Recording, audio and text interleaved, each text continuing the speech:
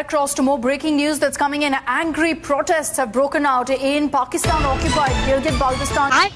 Operation Bunyan Marsoos की कामयाबी आप सबके सामने है। रसूल अल्लाह सल्लल्लाहु अलैहि वसल्लम जंग का आगाज सुबह के वक्त फजर की बात करते थे, तो उसी सुन्नत पर अमल करते हुए इस ऑपरेशन का आगाज अजान फजर के बाद हुआ। एक तरफ मौजिन ने फजर की अजान अल्लाह अकबर की सदा से बुलंद की, तो दूसरी तरफ बिस्मिल्लाह पढ़ के इस ऑपरेशन का आगाज हुआ। इन्नल्लाह युहिब्बुल लज़ीना युक़ातिलूना फ़ी सबीलिही सफ़्फ़न कअन्नहुम बुनियानुम मरसूस। अल्लाह के महबूब तो वो बंदे हैं जो उसकी राह में जंग करते हैं, ऐसी सफे बांध कर गोया कि शीशा पिलाई हुई दीवार। मैंने पहले भी कहा था कि हम पूरी पाकिस्तानी कौम अफवाज पाकिस्तान के साथ खड़े हैं, और बिल्कुल ऐसे हैं जैसे शीशा पिलाई हुई दीवार। और सबसे बड़ी बात, हमारे साथ अल्लाह पाक की मदद है, हमारा पक्का ईमान है, हमारा अकीदा है। पाकिस्तान रात की तारीकी में नहीं बल्कि दिन के उजाले में जंग करता है, और जब जंग करता है तो उसको ओन भी करता है। And we own this operation and I am proud of the fact कि हमने कोई सिविलियन एरियाज टारगेट नहीं किए, इनफैक्ट उनकी मिलिट्री बेसिस को तबाह किया। लेकिन इससे ना इस इंडियन यूट्यूबर की वीडियो याद आ गई। श्रीनगर से लेकर जम्मू से लेकर लुधियाना से लेकर भुज तक पूरे गुजरात तक इन लोग ने ये टेस्टिंग करने की कोशिश की, जब उन्होंने 300 से भी ज्यादा ड्रोन्स हमारे तरफ भेजे। एयरपोर्ट्स हैं, जो मिलिट्री बेसेस हैं, उन्हें टारगेट करने की कोशिश की, और इंडिया ने भी जवाबी कार्रवाई में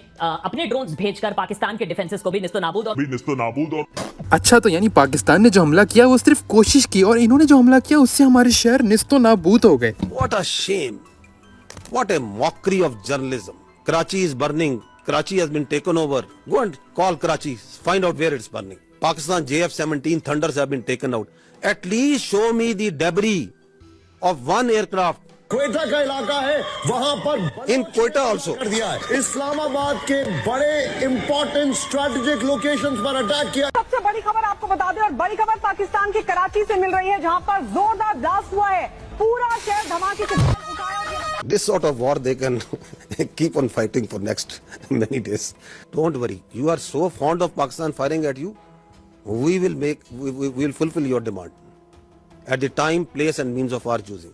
Please stop living in Bollywood. Grow up. गोदी मीडिया में सिर्फ ये एंकर्स और ये जर्नलिस्ट नहीं हैं, बल्कि ये यूट्यूबर्स भी हैं जो नेगेटिविटी और हेट्रेड में अपना हिस्सा बखूबी निभा रहे हैं। लेकिन यार, अपना इतना जानी और माली नुकसान करवा दिया, थोड़ी सी तो इंसान को शर्म आनी चाहिए। फ्रांस भी कह रहा होगा कि यार किन गधों को जहाज दे दिया हमने। उस बेचारे जहाज को भी लग रहा होगा किस गधे को बिठा दिया उसको। अच्छा, इन सब में ना ध्रुव राठी की भी वीडियो आती है, वो भी देख लो। I think India had to retaliate because you see the history of how attacks have happened and how involved Pakistan is in these things. And it's not just about India, you know that even Osama bin Laden was being harbored in Pakistan before. So I feel that India had to retaliate in some way or other, and now they have retaliated by attacking 9 different and one of family members were who is United Nations designated himself.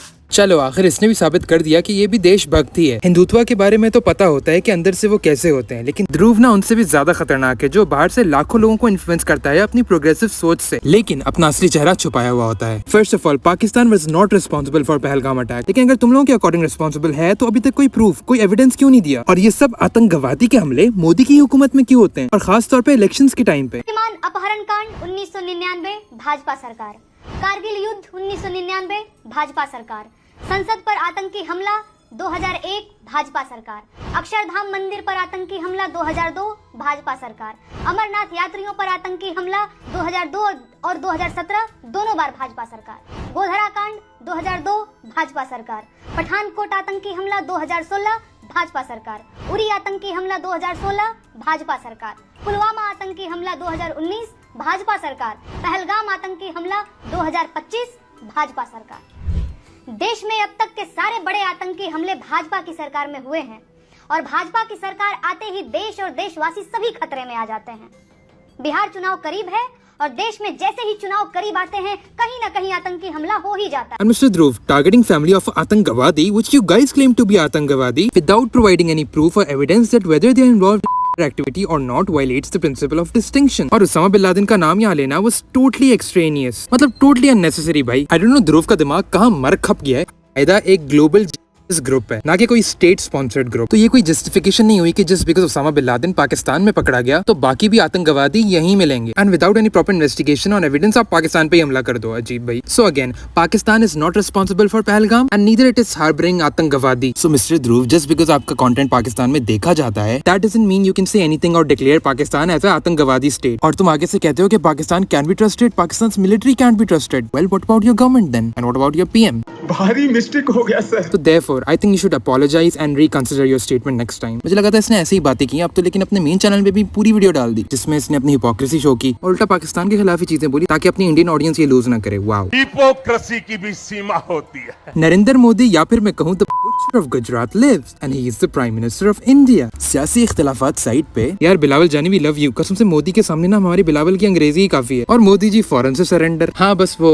Urdu को थोड़ा सा ignore करना है। भारत हमसे बड़ा मुल्क है, वो तादाद में बड़े हैं, उनके पास माल भी ज्यादा होगा। ये जो भारत अपने आप को पता नहीं क्या क्या समझते हैं, वो वहशी बन चुके हैं, वो दरिंदर बन चुके हैं, वो अपने अना की वजह से अंधा बन चुके हैं। हाँ, तो मैं कह रहा था मोदी जी फाइनली नींद से उठ गए और उन्होंने सोचा कि इतना जलील होने के बाद अब सामने आ ही जाता हूँ और लोगों से खिताब कर लेता हूँ, एड्रेस टू द नेशन कर लेता हूँ। कहीं ये ना हो कि मेरी आवाम जिसको इतना ब्रेन वॉश किया है मैंने, कहीं मेरे ही खिलाफ ना हो जाए। इसकी कुछ बातें सुनना ना जरा। भारत की कार्रवाई का साथ देने के बजाय पाकिस्तान ने भारत पर ही हमला करना शुरू कर दिया।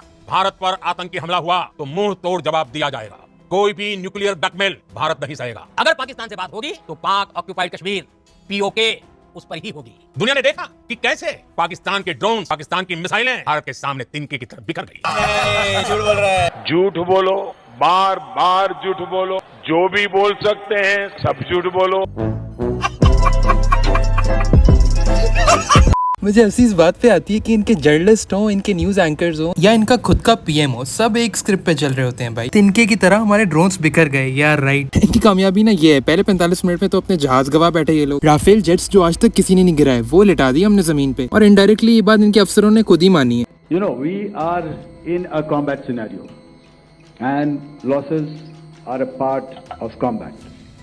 The question that you must ask us, okay, and indeed that we must ask ourselves, you inclusive, is have we achieved our objective? इसके अलावा 80 ड्रोन से ज्यादा तबाह कर दिए और इन लोगों के सुपरसोनिक मिसाइल ब्रह्मोस, उनका भी हाल सबके सामने ही है कि कोई कहाँ चला गया और कोई अपने टारगेट्स मिस कर गया। इन लोगों के अपने ब्रिगेड हेडक्वार्टर्स उड़ा दिए और इनकी खुद की आर्मी मीडिया पे आके ये कहना शुरू हो गई कि यार हमारा इतना नुकसान हो गया, हमारी इतनी बेसेस उड़ गई, अब बस सुलह हो जानी चाहिए और अब पाकिस्तान अब और बात ना बढ़ाए तो हम सीज फायर के लिए तैयार है। ये है कामयाबी तुम लोगों की। और पाकिस्तान की सबसे बड़ी कामयाबी तो ये थी कि इंडिया का S-400 डिफेंस मिसाइल सिस्टम को उड़ा दिया गया। लेकिन भाई ये तो मानेंगे नहीं और बस अपनी बॉलीवुड मूवीज में ही रहेंगे और उसी में ही जीत हासिल करेंगे। और फिर मोदी साहब आगे से कहते हैं कि 100 आतंकवादी मार दिए। रियली? 100 से अधिक खूंखार आतंकवादियों को मौत के घाट उतारा गया है। हमारे मासूम बच्चे, हमारी औरतें, हमारे बुजुर्ग लोग, ये हैं तुम लोगों के आतंकवादी। और फिर वही सेम बातें, वही धमकियां कि पाकिस्तान का पूरा टेररिस्ट नेटवर्क भाई हम खत्म कर देंगे। पाकिस्तान से अब बात होगी तो सिर्फ कश्मीर पे ही होगी। इस बार चाय के साथ साथ कॉफी भी मिल गई है ना, तो इनको और तलब हो रही है। तो फिर आ जाओ, कोई मसला नहीं है। पाकिस्तान यार हमेशा तैयार है। यार आज के लिए यही सब कुछ था। मैं मिलता हूँ तुम लोगों से अगली वीडियो में, तब तक के लिए अल्लाह हाफिज।